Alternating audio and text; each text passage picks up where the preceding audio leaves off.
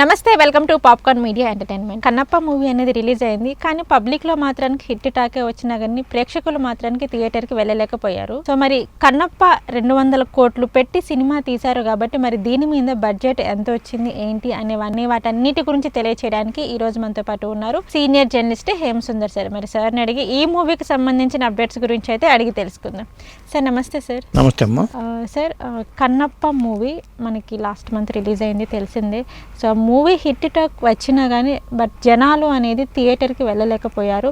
మంచు ఫ్యామిలీ చాలా రిస్క్ చేసి మరి ఈ సినిమా తీశారు కదా సార్, 200 కోట్లు పెట్టి తీశారు కాబట్టి అసలు అంత అమౌంట్ వచ్చిందా, లేక ఎంత వచ్చింది, అసలు బడ్జెట్ అనేది ఎంత వచ్చింది సార్ ఈ సినిమా మొత్తంలో? సినిమా రిలీజ్ అయ్యి 2 వారాలు అయింది. ఈ 2 వారాల్లో ఎంత కలెక్షన్ వచ్చింది అంటే డబ్బులన్నీ వెజ్జలేసేసి చిల్లర ఎరుకున్నట్టుగా ఉంది. ఎందుకంటే జనం సినిమా మంచి టాకే వచ్చింది, మరి జనం అయితే చూడాల. కలెక్షన్ లెక్కలు చెప్పాలి కదా. పోనీ వీళ్ళు దాదాపు 200 కోట్లు ఖర్చు అయిందని చెప్తున్నారు ఈ సినిమాకి. అయినప్పుడు 200 కోట్లు ఖర్చు అయినప్పుడు మరి ఆ 200 కోట్లన్నా రావాలిగా. మరి వచ్చిన లెక్కలు చూసుకుంటేనేమో ఒక 50 కోట్లు దాకా వచ్చినట్టు అనిపిస్తుంది. అంటే 50 కోట్లు 30 కోట్లే షేర్ వచ్చినట్టుగా చెప్తున్నారు. గ్రాస్ పరంగా చూసుకుంటే వస్తుందేమో కానీ షేర్ పరంగా 30 కోట్లకి మించి రాలేదన్నట్టుగా లెక్కలు చెప్తున్నాయి. తర్వాత మరి శాటిలైట్ రైట్స్ పరంగా ఒక 20 కోట్లు వచ్చినాయి అంటున్నారు. అంటే ఒక 50 కోట్లు. ఇంకా పోనీ ఓటీటీ పోనీ ఒక 20 కోట్లు వేసుకున్నా కానీ 70 కోట్లు. మరి మిగతా 130 కోట్లు ఎక్కడి నుంచి తేవాలి? 200 కోట్లు అయినప్పుడు వాళ్ళు అక్కడ 7,000 ఎకరాలు లీజు తీసుకుని ఆ షూటింగ్ చేసేసి అక్కడ చేశారు, న్యూజిలాండ్లో చేశారు. మరి ఆ టీం అంతా వెళ్ళి అక్కడికి వెళ్ళి చేయటం, మరి అక్షయ్ కుమారు, శరత్ కుమారు, మోహన్ లాలు, ప్రభాసు, మరి అతిరథ మహారాజులను తీసుకొచ్చి పెట్టారు దీంట్లో. మరి ఇంట్లో మోహన్ బాబు గారు రెమ్యునరేషన్ వేసుకోవాలా?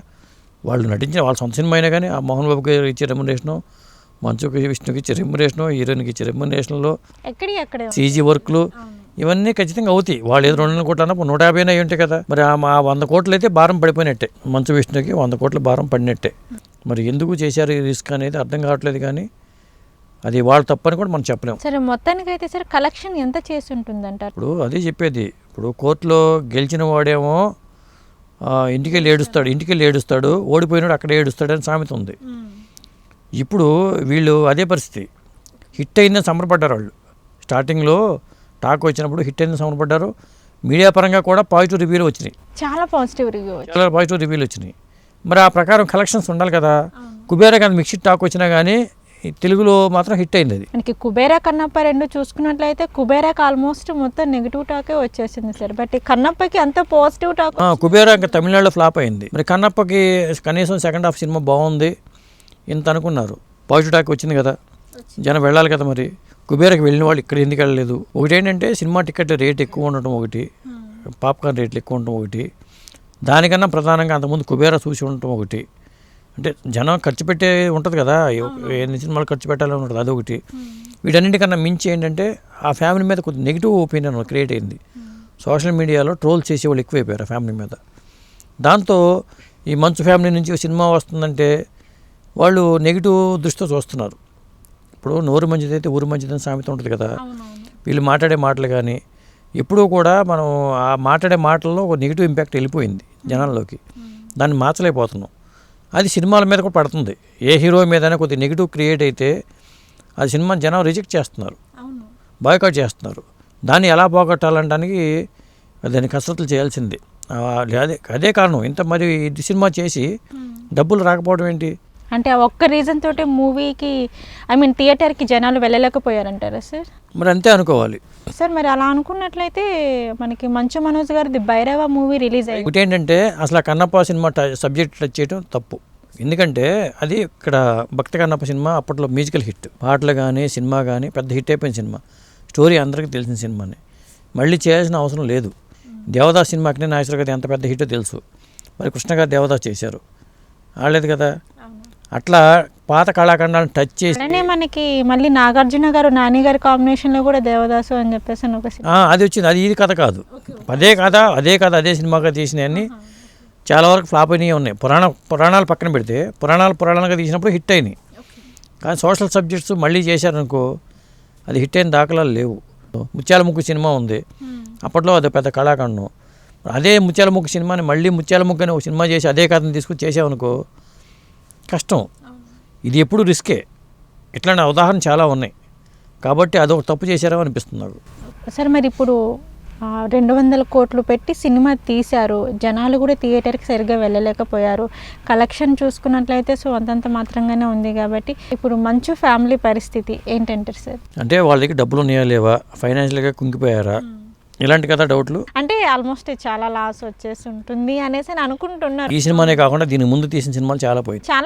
బట్ చాలా డబ్బులు పోయినాయి. అయితే వీళ్ళకి ఒక కల్పవృక్షం ఒకటి ఉంది, శ్రీ విద్యానికేతన్ కాలేజీ తిరుపతి దగ్గరలో ఉన్న, అది కల్పవృక్షం అని చెప్పాలి. ఒక విధంగా మోహన్ బాబు గారు చేసిన ఒక మంచి పని ఏదైనా ఉందంటే ఆ కాలేజీ పెట్టడం, అది ఒక కల్పవృక్షంగా చెప్పాలి. విద్యని సినిమాలో సంపాదిస్తాం అనుకుంటా కానీ సంపాదించే సినిమా కాదు, విద్యా వ్యాపారమే సంపాదిస్తుంది, వినోద వ్యాపారం సంపాదించట్లా. పైగా ఈ సినిమాకి చాలా ఫైనాన్స్ కూడా తెచ్చారంటున్నారు. ఇదంతా భారమే, ఎడిషనల్ భారమే. కానీ అది యూనివర్సిటీగా మారి అది అనేది శ్రీ విద్యానికేతన్ అనేది వాళ్ళు అదే పెద్ద ఎస్సెట్ వాళ్ళకి. అంతే.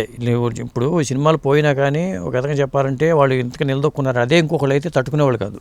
ఇంత వరుస పెట్టి ఫ్లాపులు రావటం, నిలబడలేకపోవడం, హీరోలుగా వెళ్ళినాయి వాళ్ళ ఫ్యామిలీ వాళ్ళు నిలబడలేకపోవడం, ట్రోల్స్ ఇవన్నీ నిలబడుతున్నారంటే వాళ్ళకి ఆ అది కొంత అది ఎస్సెట్, వాళ్ళది దూరదృష్టి ఆయన అప్పుడు ఏర్పాటు చేసిన కొన్న కాలేజీ అని చెప్పాల్సి వస్తుంది. ఫ్యామిలీలో కూడా చిన్న ఇష్యూస్ వల్ల అది ఇక ఆస్తి తగాదాలో ఇక అవన్నీ తప్పదు. ఇక అది మనం దాని పర్సనల్ విషయాలుగా అది కాకుండా సినిమాల పరంగా ఇంత డబ్బులు పోయినాయి అంటే వాళ్ళు కోలుకుంటున్నారు అంటే అదే ఇంకొకటైతే కష్టం. సో మొత్తానికైతే దీని మీద మీ అభిప్రాయం ఏంటి సార్? మీరేం చెప్పాలనుకుంటున్నారు? ఇప్పుడు కూడా నేల విడిచి సాము చేయకూడదు, పులిని చూసి నక్క వాత పెట్టుకోకూడదు. ఎవరో ప్యాన్ ఇండియా సినిమాలు చేశారని మనం ప్యాన్ ఇండియా సినిమాలు చేద్దాం, చేసేది అయితే కొత్త ప్రయోగం చేయండి.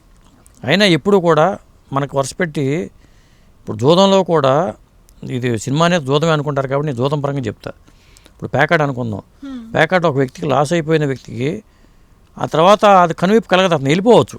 మనకి రావట్లేదు అనుకున్నప్పుడు ప్యాకెట్ ఆడకుండా మధ్యలో మానేసి వెళ్ళిపోతారు వాళ్ళు. అలా వెళ్ళినాడు సేఫ్గా ఉంటాడు. ఇంకా ఎక్కడ పోగొట్టుకున్నా ఎక్కడ వెతుక్కుందాం అనుకుని అక్కడే కూర్చున్నాడు, ఇంకా మునిగిపోతాడు. ఇది ఒక జూదం, ఒక ప్యాకెట్ లాంటిదే ఇది కూడా.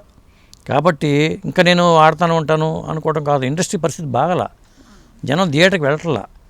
మన సినిమాను షో రిలీజ్ అవ్వగానే ఆన్లైన్లో వచ్చేస్తుంది. ఇంకా ఎందుకు రిస్క్ చేయడం? కనువిప్పు కలగాలి కదా, మేలుకోవాలి. ఎడ్యుకేషన్ పెట్టే దాన్ని విస్తరించుకోండి, అది మీకు కలిసి వచ్చింది. దాని మీద ఫోకస్ పెట్టి అది డెవలప్ చేసిన దిశగా ప్రయత్నాలు చేయండి. అంతేగాని ఇంకా మరి మా అబ్బాయి విష్ణు హీరో అయిపోయాడు, విష్ణు కొడుకు కూడా హీరో అయిపోతారు ఫ్యూచర్లో అనుకుంటే ఫ్యూచర్లో సినిమా ఎలా ఉంటుందని చెప్పలేము. అది సినిమా ఇలాగే ఉంటుంది, సినిమా రంగం అనేది కూడా మనం చెప్పలేము. కాబట్టి ఇక సినిమా ఫీల్డ్లో మనకు డబ్బులు పోతున్నప్పుడు దాని జోలికి వెళ్లకుండా వేరే వ్యాపారాల్లో డబ్బులు సంపాదించుకోవడం అనేది మంచి పద్ధతి. ఇతర వ్యాపారాలు విస్తరించుకుంటూ చేసుకోవడం మంచి పద్ధతి నా ఉద్దేశం అయితే. Okay sir, Kannappa movie release అయినప్పటి నుంచి ఇప్పటి వరకు ఎలా ఉంది ఏంటి అనే వాటన్నింటి గురించి అయితే మాకు తెలియజేశారు.